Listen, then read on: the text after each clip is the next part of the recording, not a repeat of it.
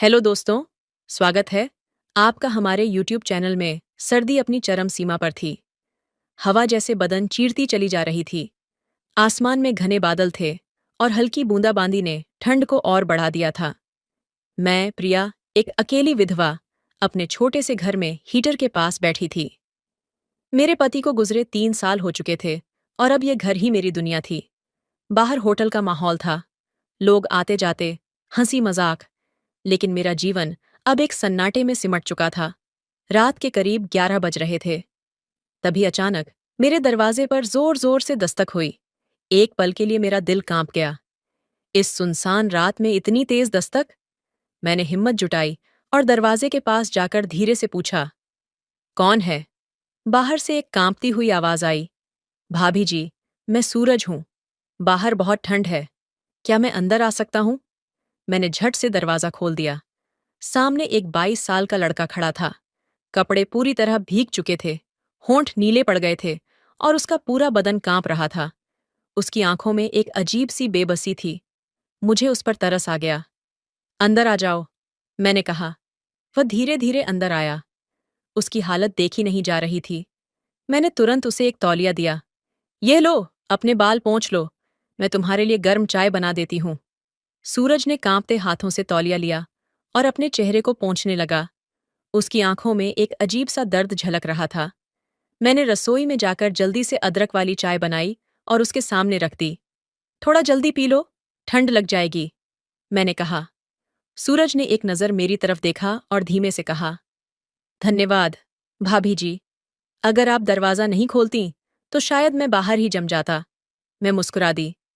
इंसान को इंसानियत निभानी चाहिए, सूरज। वैसे तुम इतनी रात को बाहर क्या कर रहे थे? उसकी आंखों में हल्की नमी आ गई।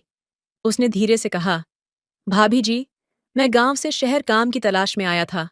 होटल में कमरा लिया था, लेकिन पैसे खत्म हो गए। होटल वालों ने निकाल दिया। अब सोने की कोई जगह नहीं थी। मेरा दिल पिघल गया।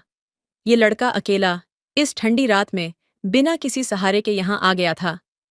मैंने तुरंत अलमारी से अपने पति का एक पुराना गर्म स्वेटर निकाला और उसकी तरफ बढ़ाया। ये पहन लो, तुम्हें ठंड नहीं लगेगी। सूरज ने झिझकते हुए स्वेटर लिया और पहन लिया। कुछ ही देर में उसकी कंपकंपी कम हो गई। मैंने एक गद्दा निकाला और उसे हॉल में बिछा दिया। तुम यहीं आराम कर लो, सुबह कुछ काम की व्यवस्था देखेंगे। सूरज की आंखों में कृतज्ञता छलक आई। भाभी जी, मैं आपका यह एहसान कभी नहीं भूलूंगा। मैं हल्का सा मुस्कुरा दी। यह एहसान नहीं, ये इंसानियत है। रात गहरी होती चली गई, लेकिन मेरे दिल में एक अजीब सा सुकून था। पहली बार लगा कि अकेलेपन की इस दीवार में कहीं न कहीं एक कोना अब भी किसी अपने के लिए खुला था। रात गहरी होती चली गई। कमरे में सिर्फ हीटर की हल्की गर्माहट और घड़ी की टिक टिक सुनाई दे रही थी। सूरज अब भी गद्दे पर बैठा था, लेकिन उसकी आंखों में एक अजीब सी बेचैनी थी। मैं उसे देख रही थी। वो एक मासूम लड़का था, जिसे किस्मत ने वक्त से पहले परिपक्व बना दिया था। भाभी जी, सूरज ने धीमे से कहा, क्या मैं आपसे एक बात पूछ सकता हूँ? मैंने हल्की मुस्कान के साथ जवाब दिया। हाँ, पूछो ना। वो कुछ पल मुझे देखता रहा, फिर धीरे से बोला, आप इतनी अकेली क्यों हैं? क्या आपको कभी डर नहीं लगता? उसके सवाल ने मुझे अंदर तक झकझोर दिया। मैंने अपनी साड़ी का पल्लू थोड़ा ठीक किया और खिड़की से बाहर देखते हुए कहा, डर तो तब